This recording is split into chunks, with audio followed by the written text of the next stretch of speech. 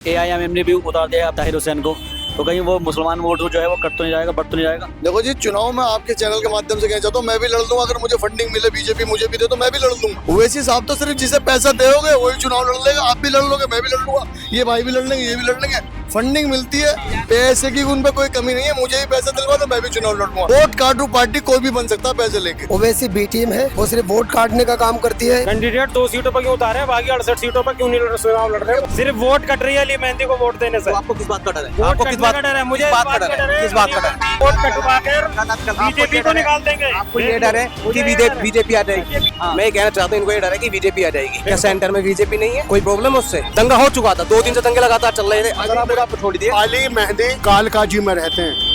जितने ही अली मेहंदी कालकाजी में रहते हैं कि नहीं, देख लीजिए कहाँ के, बहराइच के। वो बहराइच के मुस्तफाबाद में सपोर्ट में रहते हैं, बेशक बाहर रहते हो। मैं एक बात कहना चाहता हूँ, लॉकडाउन में अली मेहंदी का बाप नहीं आया यहाँ। 2 बार मुस्तफाबाद ने MLA बनाया। पूरा मुस्तफाबाद में एक आदमी से ये पूछ लीजिए कि क्या 250 ग्राम आटा उसने भिजवाया। हम लोगों को एक अच्छा नेता चाहिए, एक भरोसेमंद नेता चाहिए। कांग्रेस के पास वोट काटने के लिए कोई मुद्दा नहीं है। आज मुस्तफाबाद की जनता जानती है कि 2 ही पार्टियों में मुकाबला है, भाजपा और आम आदमी पार्टी। ये हार के डर से लोगों को डरा रहे हैं, धमका रहे हैं, लोगों को पैसे का लालच दे रहे हैं। कांग्रेस के बड़े बड़े लीडर इलेक्शन खत्म कर चुके। राहुल गांधी जी आने थे, प्रियंका जी एक भी रोड शो नहीं कर रही, राहुल गांधी जी एक भी सभा नहीं कर रहे। उनकी 70 की 70 सीटों से जो लड़ाई है सिर्फ नोटा से है। सिर्फ नोटा से चुनाव लड़ रहे हैं 70 के 70 प्रत्याशी।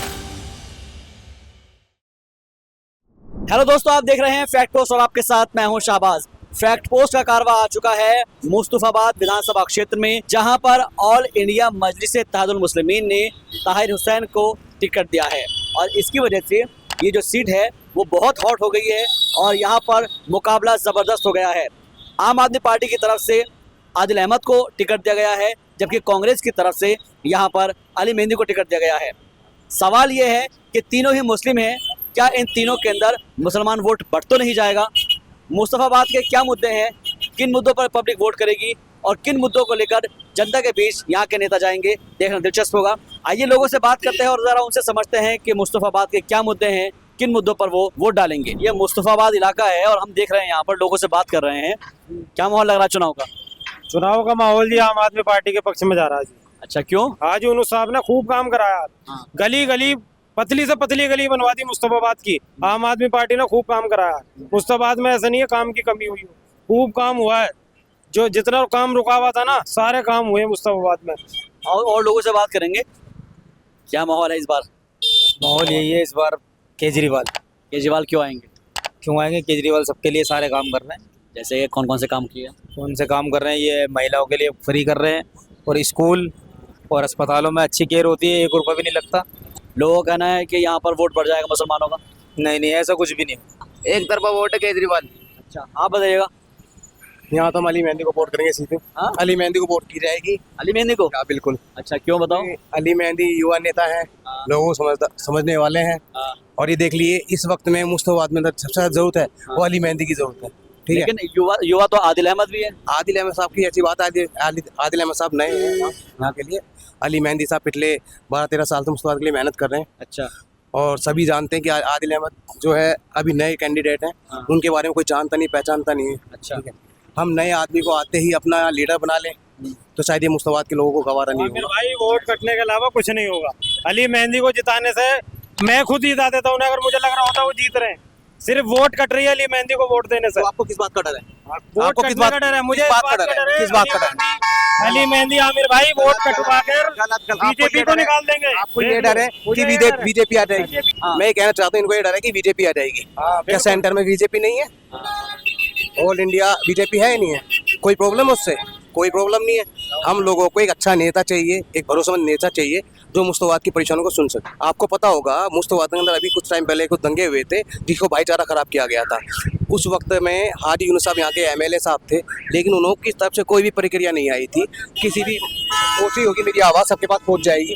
किसी भी ऐसा शख्स बता दो जहाँ हादी यूनुस साहब पहुँचे हों मदद के लिए। लेकिन अली मेहंदी साहब हर जगह, जिस घर में भी आग लगी थी, जहाँ परेशानी हुई थी, उनके घर जा मिल के आए थे। जिस टाइम दंगे हुए थे, हाजी यूनुस साहब जब के एमएलए बने थे, शपथ भी ग्रहण नहीं कर पाए थे वो कहाँ जाते, किससे क्या बात करते, ना पावर में आए थे ना कुछ आए थे। कैंप लगवा के बचवाई थी, हजारों लोगों की जान ईदगाह में कैंप लगवा के बचवाई थी।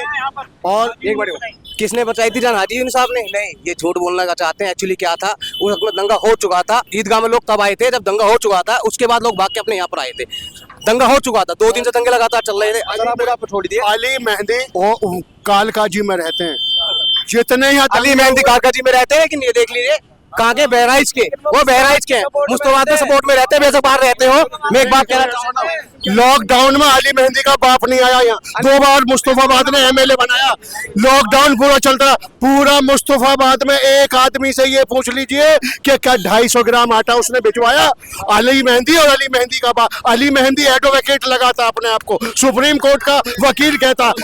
दंगों में जितने लोग यहाँ मरे हैं, दंगों में जितने लोग यहाँ फंसे हैं, क्या एक का भी फ्री केस लड़ा? एक का फ्री केस नहीं लड़ा उसने, एक के सामने नहीं आया, एक को बचाने के लिए नहीं आया। अली मेहंदी और अली मेहंदी के बाप ने केवल गुमराह करने का काम किया, यहाँ जमीनें बेचने का और अपने लोगों से जमीनों पे कब्जा कराने का काम किया। आम आदमी पार्टी जीतेगी, यहाँ कुछ नहीं है। मैं बोलना चाहूंगा, ये भाई कह रहे हैं कि हसन अहमद अली मेहंदी कहाँ थे उस टाइम में। एक बात बताइए, जब उस टाइम में आप लोगों ने कुछ समझा ही नहीं था, वो फिर भी आपकी मदद के लिए आगे आ रहे हैं। कौन कहता है कि अली मेहंदी ने कुछ नहीं किया? लोगों के घर पर राशन पहुंचाया था, ठीक है ना, इतना पैसा खर्च किया था, किसने पहुंचाया था? अली मेहंदी ने कराया था। मैं बता रहा हूँ, ऐसा तो नहीं लाखों लोग, किसने लड़ा? हाजी यूनुस ने लड़ा है क्या? किसी ने लड़ा था? नहीं, किसी ने भी केस नहीं लड़ा, किसी ने लड़ा था, किसी ने नहीं केस लड़ा, अली मेहंदी ने केस लड़ा है। आपको पता होना चाहिए, जब मुस्तफाबाद के अंदर टीम बैठा रखी थी वकीलों की, यहाँ पर वकीलों की अली मेहंदी ने बचा रखी थी, लोगों को बचा कर भी लाए हैं। अली मेहंदी बहुत, मैं आपको बताता हूँ, अभी कुछ टाइम पहले न्यू मस्जिद के सामने कुछ लोगों ने स्ट्राइक की थी। मैं आपको बताता हूँ, मुस्तफाबाद में आम आदमी पार्टी ही जीतेगी।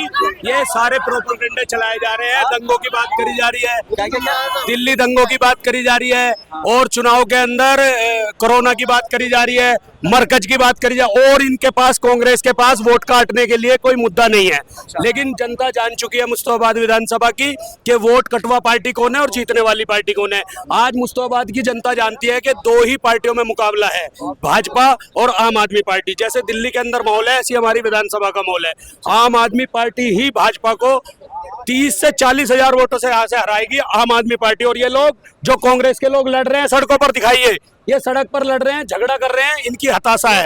ये हार के डर से, ये हार के डर से लोगों को डरा रहे हैं, धमका रहे हैं, लोगों को पैसे का लालच दे रहे हैं। लेकिन मैं इस चैनल के माध्यम से कह रहा हूँ, 5000 वोट आई थी पिछली बार, 5300। इस बार पिछली जमानत बचाना भी भारी हो जाएगा, 3500 पे सिमट जाएगा। ये लोग कहते हैं केजरीवाल सरकार ने बहुत अच्छा स्वस्थ विभाग बना दिया है। लेकिन एक बात बताइए, मेरा भाई खत्म हुआ था कैंसर से, ठीक है, ये लोग कहते हैं हमने अस्पताल बहुत बढ़िया बना दिए। मेरे भाई को कैंसर था, वो 4 साल कैंसर से लड़ता रहा। इन लोगों ने, हम लोगों ने ऑपरेशन की डेट मांगी, इन लोगों ने ऑपरेशन की डेट दी 8 महीने बाद। अस्पताल से फोन आता है कि आप अपने भैया का ऑपरेशन करवा लेना। उसके बाद पता लगता है हमारा उससे पहले खत्म हो चुका था, 8 महीने से पहले मेरा भैया खत्म हो चुका था। उसके बाद इनकी डेट आ रही है। तो मैं कैसे केजरीवाल सरकार को अच्छा बता सकता हूँ? ऐसे है क्या? सर ऐसा है, हम यहाँ 30 साल से रह रहे हैं। मैं सिर्फ इतना पूछना चाहूंगा कि यहाँ दंगे किसने करवाई? इसको ऑल ओवर इंडिया जानता है, दंगे किसने करवाई और यहाँ सेवा किसने करी है।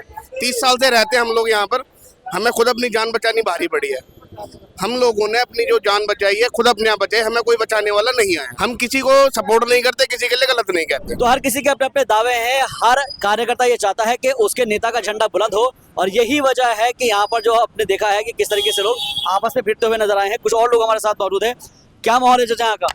यहाँ का जी, हाँ। आदिल अहमद का, आदिल अहमद का, केजरीवाल का। क्यों है केजरीवाल का? बताओ। केजरीवाल भैया देखो काम करा रहा केजरीवाल, और पूरी दिल्ली में कम से कम 70% मान रहा हूँ। 70%, 30% नहीं कट रहा है मामला है जी, 30% कट रहा है। मैं तो 70% मान रहा हूँ भाई साहब। अच्छा, बिल्कुल बेशक। अच्छा, यानी कि 30% अभी मामला लूज है कहीं पर। हाँ जी, हो सकता है। अच्छा, कितनी सीटें तक आ जाएगी? कम से कम 60 सीटें तो निकलनी चाहिए जी। 60 सीटें। आप बताओ भाई। जी बिल्कुल बेहतरीन बात कही है। सचाने 70% वो कह रहे हैं, अपने हिसाब से कह रहे हैं, लेकिन जितनी हमारी समझ है जितना हम पॉलिटिक्स को देखते हैं करीब से, तो लगभग 65 सीटों से ऊपर की सीट मैं मान के चल रहा लेकिन यहाँ से AIMM ने भी उतार दिया एक और ताहिर हुसैन को, तो कहीं वो मुसलमान वोट जो है वो कट तो नहीं जाएगा, बढ़ तो नहीं जाएगा? देखो जी, चुनाव में आपके चैनल के माध्यम से कहना चाहता हूँ, मैं भी लड़ लूंगा। अगर मुझे फंडिंग मिले, बीजेपी मुझे भी दे तो मैं भी लड़ लूंगा। अच्छा, वैसे साहब तो सिर्फ जिसे पैसा दोगे वही चुनाव लड़ लेगा। आप भी लड़ लोगे, मैं भी लड़ लूंगा, ये भाई भी लड़ लेंगे, ये भी लड़ लेंगे। फंडिंग मिलती है, पैसे की उन पे कोई कमी नहीं है। मुझे भी पैसा दिलवा तो मैं भी चुनाव लड़ूंगा। वोट काटू पार्टी कोई भी बन सकता है पैसे लेके। अच्छा, तो आप यानी ये आरोप लगा रहे हैं कि जो बीजेपी है वो स्पॉन्सर कर रही है इनको? यार तय है, बिल्कुल पूरा इतिहास जानता, पूरा समाज जानता, पढ़े लिखे लोग हैं, आज सब रोटी खाते हैं। अच्छा, अभी हम देख रहे हैं कि 2 सीटें यहाँ पर है जिसके ऊपर AIMM ने अपने प्रत्याशी उतारे हैं, एक ओखला है और एक ये मुस्तफाबाद है। तो ये मुस्लिम मेजोरिटी जहाँ पर है वहीं पर यहाँ पर अगर उतारे गए हैं, इसके पीछे की क्या लॉजिक हो सकता है? इसका लॉजिक यही है जी, उनके अभी ज्यादा 2 सीटों का था, इसलिए 2 सीटों की फंडिंग मिली है।